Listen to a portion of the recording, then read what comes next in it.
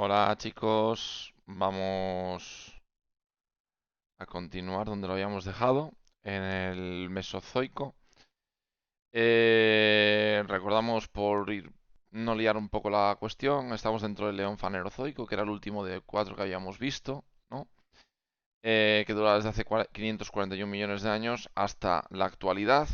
Dentro de ese eón fanerozoico teníamos tres eras, la primera que era el Paleozoico, ¿no? Que estaba dividida a su vez en seis periodos, que ya los hemos visto: Cámbrico, Ordovícico, Silúrico, Devónico, Carbonífero y Pérmico, por ese orden. Ahora entramos en el Mesozoico, con tres periodos: Triásico, Jurásico y Cretácico, que vamos a ver en qué consiste. Bueno, por recordar un poquito, porque siempre os digo que es muy interesante ver la continuidad de los eventos que se van sucediendo. Es como se puede aprender bien y no... Si me aprendo de memoria, pues como se me pierda una cosa, luego me lío. ¿Qué teníamos justo antes de este Mesozoico? Pues a nivel geológico habíamos terminado la orogenia varisca, ¿vale? ¿Y cómo teníamos el planeta? El planeta se estaba volviendo a juntar en un supercontinente. Ya habíamos hablado de Rodinia hace 1100 millones de años y ahora estamos en Pangea, ¿vale? Pangea es un supercontinente que seguro que ya conocíais todos, que se va a encontrar rodeado de un océano gigantesco llamado Pantalasa. Ese Pantalasa, perdón, Pangea por dentro tiene un mar interior, que es el mar de Tetis, ¿vale? El mar de Tetis, que bueno, le va a dar a Pangea que tiene como una especie de forma de C, ahora lo veis en el dibujo, que igual me decís, pues si eso tiene forma de C, yo soy el obispo. Vale, el clima va a ser fuertemente continental, lógicamente, porque al tener un único supercontinente, la influencia del mar sobre el clima va a ser menor. Recordad que el clima continental, esto ya lo habéis visto en otros cursos, sobre todo en geografía e historia, ¿no? Pues el clima continental, ¿donde se va a dar? En las zonas interiores, alejadas de la costa, ¿no? Pues si tenemos mucho continente, lógicamente hay un clima fuertemente continental, que va a ser en este caso árido y seco.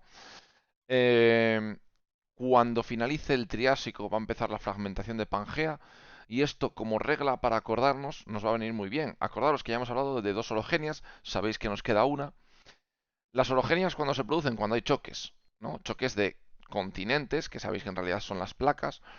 Em, entonces, si yo estoy separando el supercontinente, no está chocando, está precisamente divergiendo, se está separando. Por lo tanto, no vamos a hablar de ninguna orogenia durante todo el Mesozoico. Vamos a hablar de la fragmentación de Pangea, y esto es muy importante.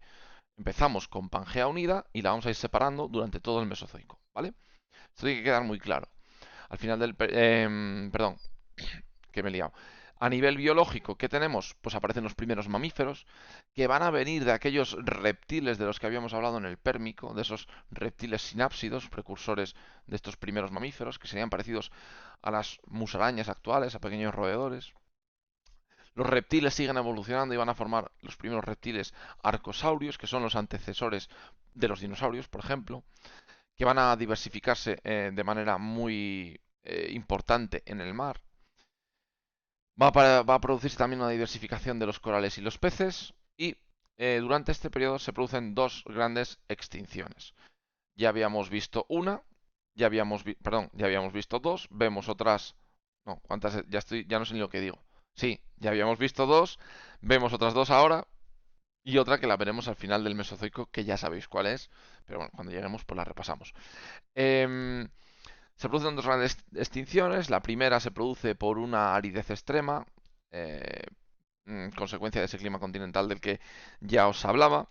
Y la segunda, no me quiero dejar nada en el tintero, que se produce por una intensa actividad volcánica que produce, bueno, pues un exceso de CO2 en el ambiente, efecto invernadero, aumento de la temperatura global de hasta 7 grados, no quiero liarla, 7 grados, y bueno, pues eso va a conllevar a una pérdida de la biodiversidad y por lo tanto a una extinción. Algunas de las representaciones, pues esta sería Pangea, que ya se está empezando a fragmentar un poquito, con el mar de Tetis, y con Pantalasa, una representación de un reptil arcosaurio, y bueno, uno de esos primeros mamíferos, pues un dibujo de cómo sería, ¿vale? Seguimos en el Mesozoico, entramos ya en el Jurásico, Parque Jurásico, hace 200 millones de años hasta hace 145. A nivel geológico, lo que teníamos antes se fragmenta en lo que tenemos después. Esto de aquí, dos supercontinentes, la Eurasia que se va hacia el norte, Gondwana que se va hacia el sur. Eh, Esto es lo más interesante a nivel geológico. A nivel biológico se produce una diversificación de las plantas bastante importante, de coníferas, aparecen ginkgos, los helechos van a poblar la tierra de manera eh, eh, muy abundante, y los equisetos. Voy a pararme con estos dos, con el ginkgo y los equisetos, por si os suenan. El ginkgo biloba es una planta que se la considera sí, un fósil viviente, que ya no son olas. Sería este de aquí, tiene estas hojas tan características, entonces si alguna vez lo veis, pues acordaros, ¿no? Acordaros de esta hoja porque, bueno, es una planta que no ha evolucionado apenas desde entonces y por eso se le denomina esa terminología de fósil viviente. Los equisetos también, que serían... Ay, no tengo ninguna imagen de equisetos. Bueno, pues vamos a buscar equisetos aquí. Equisetos. Que serían, mirad chicos, pues esto de aquí, ¿vale? Que se les llama también colas de caballo, os voy a decir el nombre, justo aparece aquí, que se les utiliza en infusiones porque tienen propiedades diuréticas, es decir, para ir al baño a, como lo estoy grabando, a hacer pis. Voy a ser fino. Continúo. Los grandes reptiles siguen poblando la Tierra. Evidentemente, como ya sabéis, el Mesozoico es el periodo de los grandes reptiles, el Jurásico aún más, porque si hemos visto Parque Jurásico, pues quién no sabe esto, ¿no? Y aparecen, pues bueno, los saurópodos, grandes saurópodos, los pterosaurios y los ictiosaurios. ¿Qué es esto? Lo vemos mejor con una imagen. Y los amonites van a ser también muy característicos de este periodo. Los ictiosaurios, pues bueno, estos de aquí, en el mar. Los grandes saurópodos, estos de aquí, como el Diplodocus o el Brontosaurios o bueno, todos los dinosaurios que si sois un poco frikis de la paleontología, pues seguro que sabéis un montón. Y los pterosaurios como el pterodáctilo, ¿vale? Que van a poblar agua o mar, tierra y aire, ¿vale? Son los señores y dueños de todo este periodo. Vamos a finalizar el Mesozoico con el Cretácico, ¿vale? El Cretácico comienza hace 145 millones de años, finaliza hace 66 aproximadamente. Va a continuar la fragmentación y de hecho aparece la fragmentación por el medio, por aquí, Zracatá. De tal manera que va a aparecer el Atlántico, ¿vale? Se produce un proceso de rift, como el que se está ocurriendo y del que hablaremos en el siguiente tema, el Rift Valley africano, pero ocurrió en la zona norte del continente que os mostré anteriormente. Empieza a aparecer el Atlántico y a partir de ahí se expandirá y se formará el Atlántico tal y como lo conocemos hoy, que se sigue expandiendo a un ritmo aproximado de 1 centímetro al año, ¿vale? Aumenta el nivel del mar de tal manera que se reduce mucho la tierra emergida que había, a un 18% tan solo. Y se empiezan a ver los continentes actuales como veremos en la siguiente imagen. Más cosas que ocurran a nivel biológico. Evolución total de los dinosaurios. Aquí ya sí que son los dueños. Bueno, ya lo eran, pero aquí ya de una manera súper abundante. Aparecen las primeras angiospermas, las plantas con flores. Con flor y fruto. Los amonites se expanden, los foraminíferos se expanden también y se pueden utilizar algunas especies concretas como guía, ¿vale? Los rudistas son muy interesantes, estos van a estar en la lista de fósiles guías que tenéis que conocer, ¿vale? Son unos bivalvos del Cretácico muy importantes, porque son fósiles guía, y al final del Cretácico que finaliza pues con una gran extinción, la que todos conocéis, producida probablemente por el impacto de un meteorito, de que hay un registro en la península de Yucatán. Hay algunas pruebas de ese gran impacto, como la fina capa de iridio a la que, bueno, como la fina capa de iridio que se puede encontrar en el estrato de hace 66 millones de años. El iridio además es un metal muy raro, por lo tanto, pues parece claro que proviene de un meteorito extraterrestre. Bueno, una representación de las plantas con flores, una representación de cómo sería la fauna en aquella época. Y aquí, bueno, pues unos rudistas, ¿vale? Fundamentales, fósil guía de los que hay que saberos. Os dejaré la lista en fotocopiadora, ¿vale? Para que la tengáis ya de cara al primer examen. Y vamos a terminar la historia de la Tierra. Vamos a terminar con el Cenozoico. El Cenozoico, que es desde ese límite KT del que hablaba antes. Por cierto, no he dicho de dónde viene. Lo de KT vendría de Cretácico terciario, pero terciario ya no se usa. Aún así, seguimos diciendo límite KT, cuando ahora debería ser pues KC o KP, no sé. Pero bueno, se sigue hablando así porque ya sabéis que a veces la nomenclatura antigua cuaja muy bien y luego es muy difícil de quitar. A nivel geológico, que es muy interesante, ya se ha separado Pangea del todo y se ha separado tanto que los continentes que se han fragmentado pues van a empezar a chocar entre sí. Cuando digo continentes, acordaros, placas, ¿eh? a nivel superficial son los continentes lo que vemos. Como resultado de esto, pues por ejemplo, la India va a chocar con Asia, o mejor dicho, la placa índica con la euroasiática, y va a formarse el Himalaya, ¿no? Un orógeno de tipo, bueno, ya lo veremos. ¿Tipo térmico? No lo creo, ¿no? Acordaros, nomenclatura de primero. ¿Qué tipo de orógeno eran los de choque continental-continental? A ver si nos acordamos. Y empieza la orogenia alpina, la tercera y última. Empieza aquí y no finaliza porque seguimos en ella, ¿vale?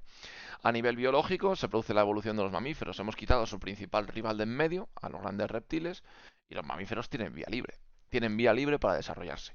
Van a aparecer los primeros équidos, los antepasados de los actuales caballos, burros, cebras, etcétera.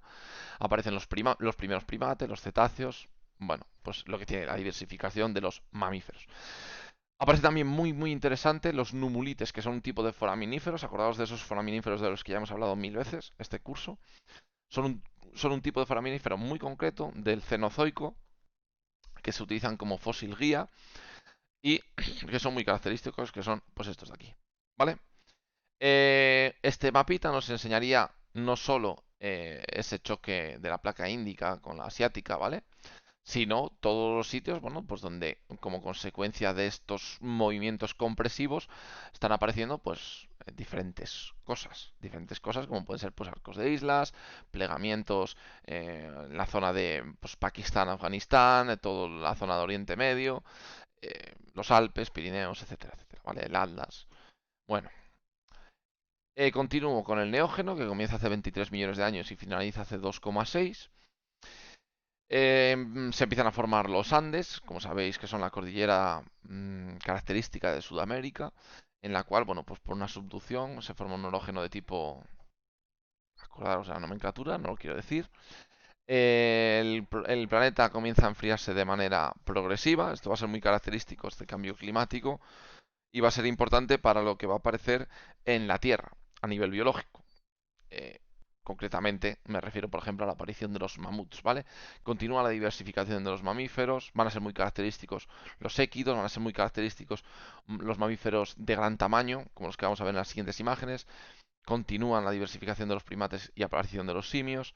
Y se produce un evento que se llama el Gran Intercambio a través del Istmo de Panamá. El Istmo de Panamá, que está aquí en el medio, que separaba a Norteamérica de Sudamérica, bueno, pues se va a producir un intercambio que va a provocar grandes extinciones, pero también grandes procesos evolutivos. Van a pasar un montón de cosas a nivel biológico entre Norteamérica y Sudamérica. Eso es lo que sería el gran intercambio. Y bueno, algunas representaciones de lo que nos podríamos encontrar en aquella época, ¿no? ¿Vale? Como pues, los mamuts, los megaterios los tigres de interés de sable, etcétera, etcétera. Algunos tipos de équidos. Y por último, para finalizar ya, el cuaternario, que comienza hace 2,6 millones de años. Coincide esto con la aparición de los primeros, no los primeros homínidos, perdón, iba a decirlo mal, sino los primeros representantes del género Homo. Geológicamente la distribución ya es la actual, ¿vale? Con bueno, unas pequeñas variaciones, pero claro, tened en cuenta que 2,6 millones de años con respecto a la escala de la que veníamos hablando antes es muy poquito. Lo más característico de este periodo, con diferencia, son la sucesión de glaciaciones. Los periodos glaciares e interglaciares se van a suceder de manera bastante rápida en escala geológica. Desaparecerán al final de este periodo los grandes mamíferos como los mamuts, los mastodontes o los megaterios. Y, bueno, la aparición, como no, del género Homo. Aquí vienen representados algunos de las glaciaciones y periodos interglaciares. Fijaros, en apenas 2,5 millones de años, pues hemos tenido todos estos intercambios, ¿vale? Esto es muy importante tenerlo claro.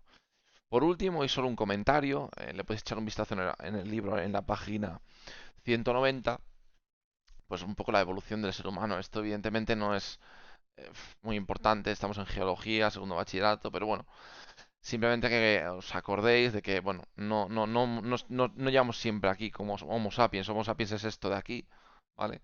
Ha habido un montón de representantes del género Homo, ¿vale? Ha habido anteriores homínidos, como eran los australopitecos, los parántropos que se separaron en el árbol evolutivo porque tomaron como una ruta diferente. Eran como homínidos, abro comillas, muy embrutecidos, ¿no? No apostaron todo a la inteligencia, ¿vale? Sería una forma de hablar muy vulgar porque, bueno, estos chicos no quiero No quiero contároslo, no es de este temario, no es importante. Y bueno, los primeros, pues que los situaríamos hace 6 7 millones de años, que serían los primeros ardipitecos, ¿vale? Y nada, con esto hemos finalizado lo que os quería dar hasta aquí. Tenéis una cosa que quiero que la trabajéis por vuestra cuenta en la página 191, ¿vale? Que son una serie de conceptos que son los que os voy a decir ahora y que quiero que saquéis en forma de esquema, que serían la diferencia entre cambio climático y cambio global. Dos definiciones, quiero que las tengáis muy claras porque pueden caer tanto en el examen que os voy a poner como en el de EBAU. Y luego, pues, algunas de las características del cambio climático actual. O sea, qué influencia puede tener el ser humano. Lo tenéis todo en la página 191 y quiero que, bueno, pues que lo saquéis en forma de resumen o de esquema, ¿vale? Con esto finalizamos lo que tenéis que hacer y la clase del día 30. Nos vemos el viernes.